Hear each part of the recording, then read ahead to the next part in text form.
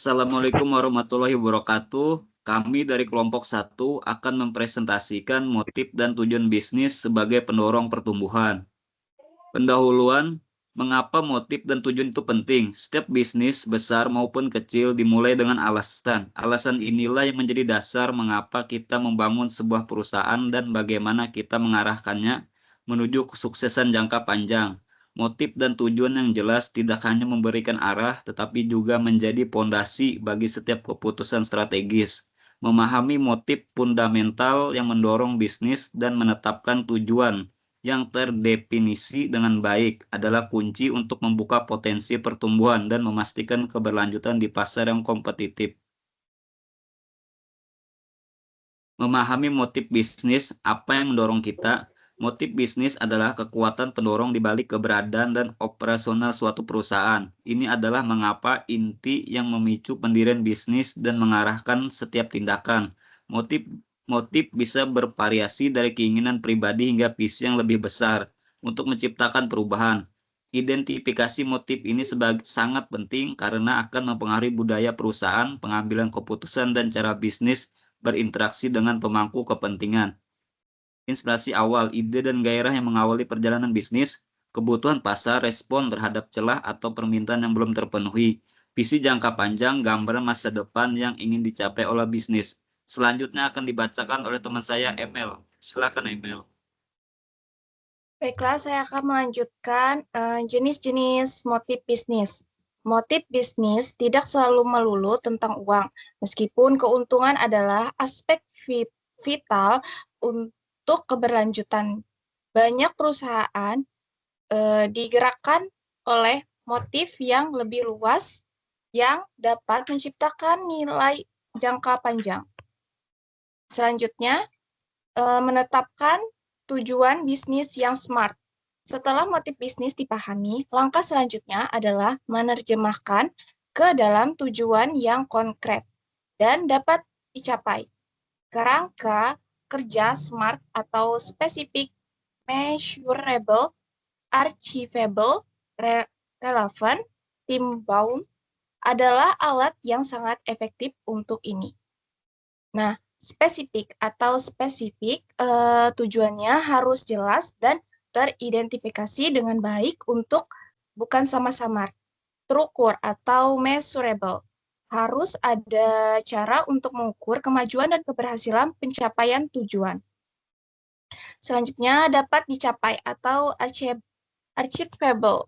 Tujuan harus realitas dan dapat dicapai dengan sumber daya yang tersedia. Relevan.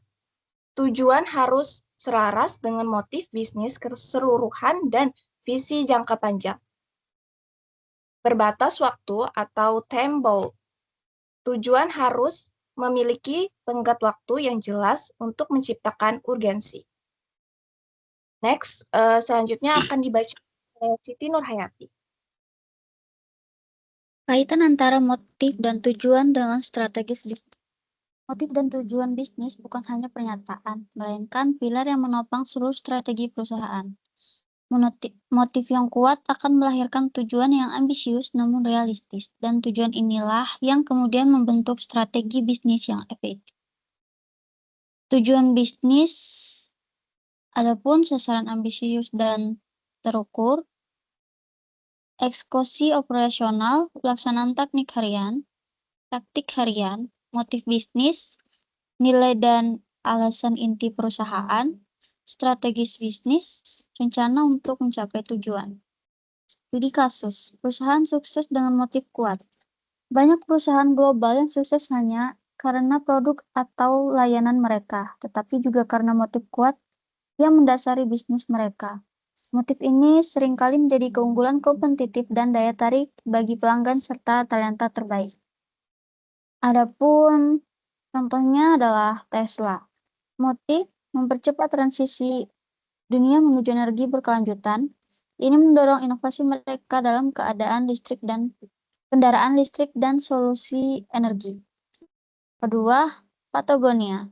Motif membangun produk terbaik, menyebabkan tidak ada bahaya yang tidak perlu, menggunakan bisnis untuk menginspirasi dan mengimplementasikan solusi untuk krisis lingkungan. Ini tercermin dalam praktik bisnis dan aktivisme mereka. Google atau Alphabet. Motif mengatur informasi dunia dan membuatnya dapat diakses dan bermanfaat secara universal. Ini memicu pengembangan berbagai produk dan layanan mereka. Baik. Selanjutnya akan dibacakan kasih ini ya. Tantangan dalam merumuskan dan mencapai tujuan. Meskipun penting merumuskan dan mencapai tujuan bisnis tidak selalu mudah, ada sebagai tantangan yang mungkin dihadapi perusahaan. Dalam proses ini, kurang jelas, tujuan yang terlalu umum atau tidak spesifik dalam menyebabkan kebingungan dan kekurangan arah. Sumber daya terbatas, keterbatasan anggaran, tenaga kerja, atau waktu dapat menghambat pencapaian tujuan yang ambisius. Perubahan lingkungan pasar, kondisi pasar, teknologi, dan presensi pelanggan yang terus merubah dapat membuat tujuan menjadi tidak relevan. Kurangnya komitmen tim. Jika tim tidak sepenuhnya memahami atau berkomitmen pada tujuan, eksekusi bisa menjadi lemah. Manfaat jangka panjang dari motif dan tujuan yang jelas. Investasi waktu dan upaya dalam mendefinisikan motif dan tujuan yang jelas akan membuahkan hasil signifikan dalam jangka panjang. Ini bukan sekedar latihan teoritis, tetapi fondasi untuk kesuksesan yang berkelanjutan. Arah dan fokus yang jelas. Setiap anggota tim memahami kemana arah perusahaan dan mengapa. Peningkatan motivasi dan komitmen. Karyawan lebih termotivasi ketika mereka melihat makna di balik pekerjaan mereka. Pengambilan keputusan yang lebih baik. Tujuan berfungsi sebagai kriteria untuk mengevaluasi opsi dan membuat keputusan yang tepat. Keuangan kompetitif. Perusahaan dengan tujuan yang kuat seringkali lebih resilient dan inovatif. Kesimpulan dan langkah selanjutnya untuk bisnis Anda. Motif dan tujuan bisnis adalah denyut nadi setiap organisasi yang sukses. Mereka memberikan alasan keberadaan, arah untuk bertindak, dan tolak ukur untuk mengukur kemajuan. Mulailah hari ini dengan merefleksikan motif inti bisnis Anda dan terjemahkan menjadi tujuan SMART yang dapat memicu pertumbuhan luar biasa. Langkah selanjutnya, evaluasi kembali motif ini bisnis Anda dan pastikan seluruh tim memahaminya. Tetapkan atau perbaharui tujuan bisnis Anda menggunakan kerangka kerja SMART. Komunikasikan tujuan ini secara transparan kepada seluruh pemangku kepentingan tinjauan dan sesuaikan tujuan secara berkala seiring dengan perkembangan bisnis dan pasar.